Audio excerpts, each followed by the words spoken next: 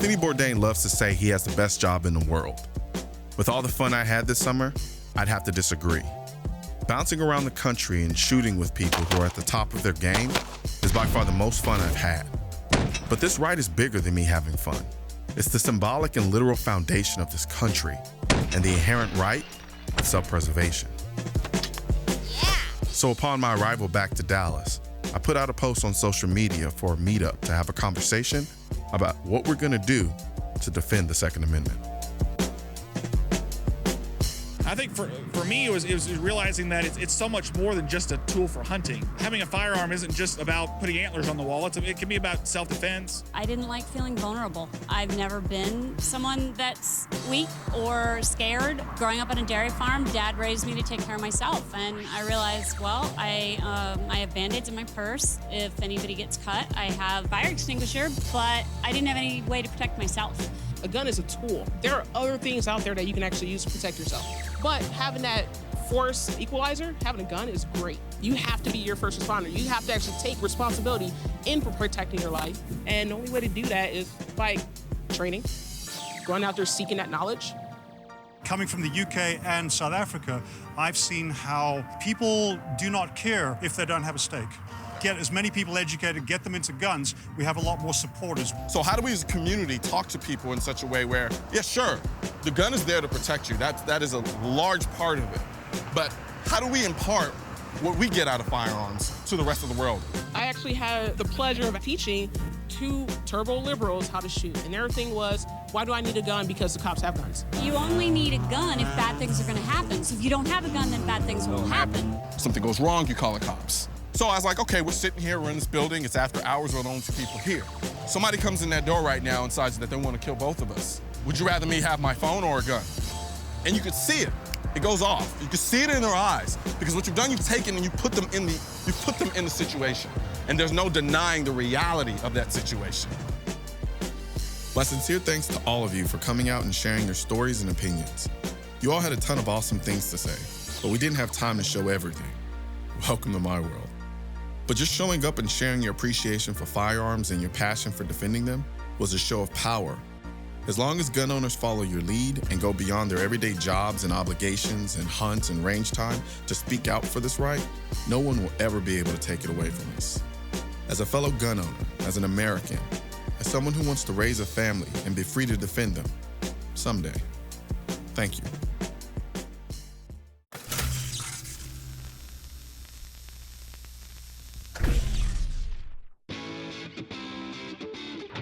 Meet Gabby Franco.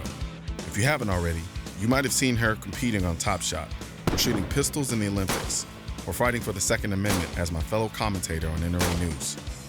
She was born in Venezuela and knows what it's like to watch your freedoms disappear. She's a powerful advocate for our cause and a hell of a good shot. We're gonna grab the kettlebells and then we're gonna run 60 yards. Okay. You're gonna drop the kettlebells and run back 60 yards. And then we're gonna use this uneven platform to shoot. Your gun is gonna be unloaded, magazine's gonna be on the barrel. Once you're ready, get on it, and 2 shots on each target. On your mark, get set, go.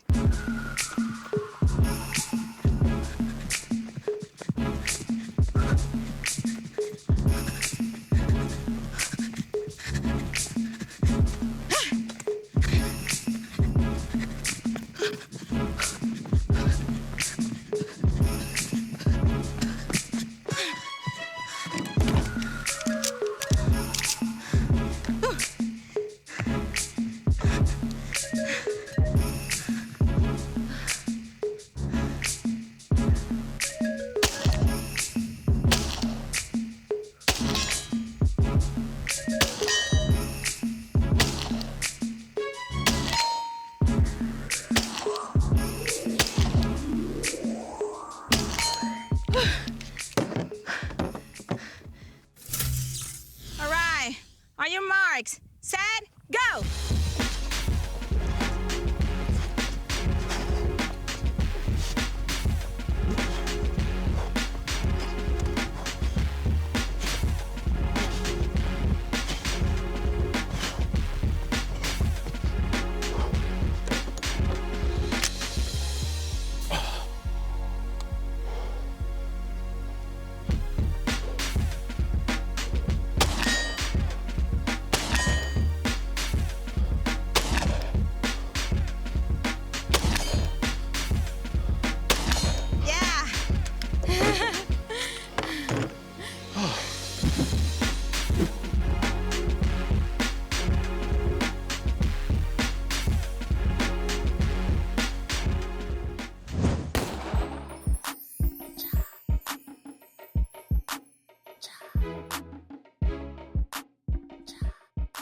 I couldn't help think of a situation where like somebody were trying to attack you in some respect, and them being surprised by how well you can handle yourself because you had a firearm and you know how to use it well. That is the equalizer against a person that anybody can be bigger than me. Yeah, Let's be realistic. You were too nice to say that I'm relatively I'm short small. too, so you know, we play on the same playing field, right? We're like, So I think it's all about getting to know that I'm ready to fight. Yeah.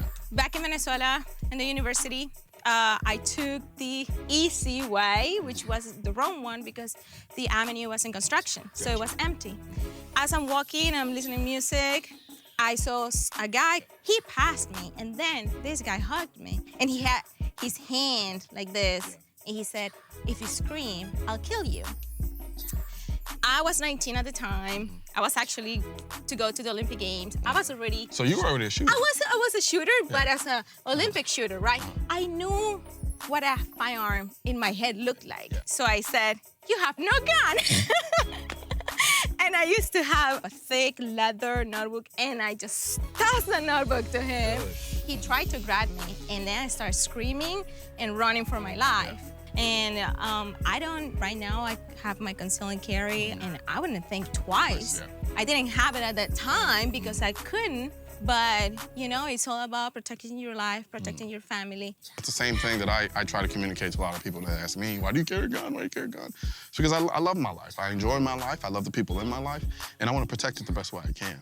Knowing that there are great people around us, but there's also bad people. They don't care about me. Yeah. They don't care about you. They don't care about my family. But people don't realize here that everything, government try to takes a little bit and a little bit at a time, and then what happens? Yeah. Then you have nothing. Then you have nothing. And friends and family would say, no, that would never happen in Venezuela. That would never happen here. And boom. It sure did. It did. So we can't take our rights for granted, ever. I don't care where you are in the world. Yeah. Grab them, protect them, and fight for them. Absolutely.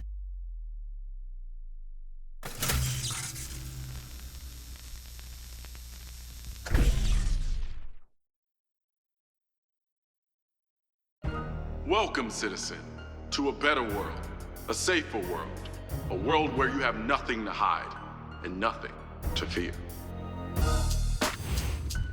What are you trying to protect yourself from? Osama bin Laden is not coming into your house with AK-47s. So what you're telling me is we need to restrict their ability to use the most effective form to protect themselves because to you it seems silly because you live in downtown Dallas in a high-rise. And the fact that you aren't afraid to admit, I listen to Drake, I like guns, I like the things that I like, and I'm not gonna apologize for it the same way that Candace and I are gonna love each other. We're gonna be Christians, and we're gonna like guns, and we're not going to feel like we have to be in a cocoon of liberal life. Now it's like, it's more, I've watched this gangster movie, and I know now that I have this gun, if he says anything to me, my first option, like, man, I'm gonna show him my gun. You know, I think we need a better understanding of reality. When somebody dies, it's not a movie, they don't come back. So you're saying that because the genie's out of the bottle, we can't put it back in, so we should have guns everywhere to keep ourselves safe? We never could put it back in. It can be put back in. It happened in Australia.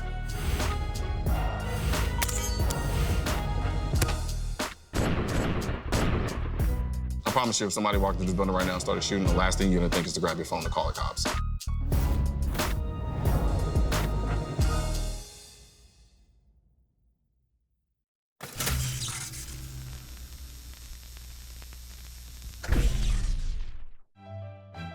Anti-gunners love to say there's at most a 1% chance you'll ever need a gun. My response is always, what would you say to the 1% who had their gun when they needed it? And what about the 1% who didn't?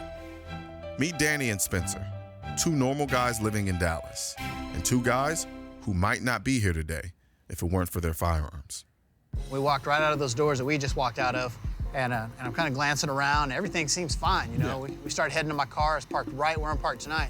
I pull out. Apparently, I cut this guy off. And when he came around, he kind of brake checked me once or twice and thought that was weird, gave him a little space as he goes up the hill. And I get to about right here, and I start reaching out to open the door, and I realize that my son is standing right over there on the sidewalk, and he's got a Glock 26 drawn.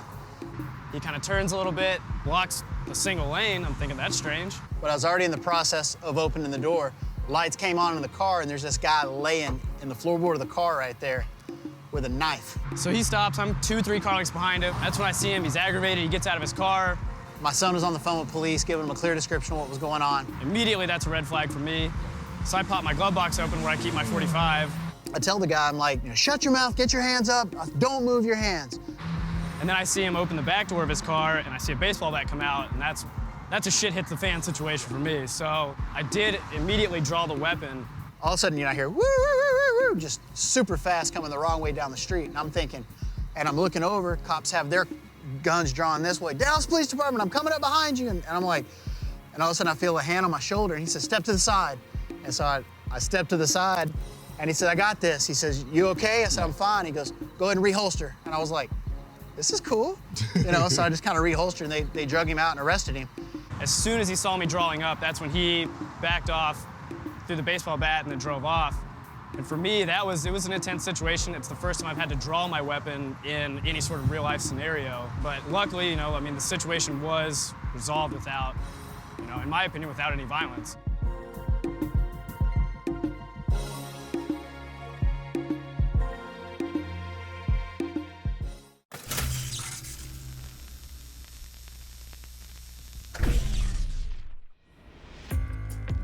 How do we account for the violence that's out there? What's perpetuating this then?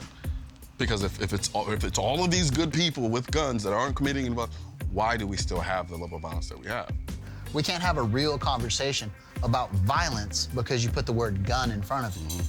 Violence is violence. And a lot of times, violence is the answer. I mean, there's people that you can't negotiate with. There's people that you're gonna have to defend yourself from. Am I willing to give up my personal freedoms for peace? No, I'm not. Why not? Because my life is very peaceful. And I take those personal responsibilities to make sure of that. The people that are against guns, they don't want that responsibility. They don't want the responsibility of taking up a gun and carrying it every day. They don't want the responsibility of saying, you know what, if I'm attacked, I have to fight for my life. It's the burden of carrying a weapon. I mean, you literally, like you said, it's a burden. Yeah. In both of our cases, we didn't have to discharge our weapons. We were able to dissolve the situation without violence. Yes, there was an inanimate object there that was able to kill that person, but we didn't. So here we are, the end of season 3. However, not the end of my journey. Outside the gun community, the conversation about guns isn't a conversation at all. It's a propaganda entertainment fest, a cesspool of agenda-driven, politicized nonsense built for controversy and TV ratings. In season 4, I go out into the real world, filled with real people and real opinions, having very real conversations about the future of the freedom I so cherish. It shouldn't get to the point where, in order for you to, one, to protect yourself, that you become a victim. It's very important. We already have that right. Take advantage of it. It's not just, evil guns. It's a sport. It's a lifestyle. Make sure we talk to everybody about it. It's got to be an all-inclusive issue. Really relate to everyone, that it's not something to take away. It's very unique to the United States.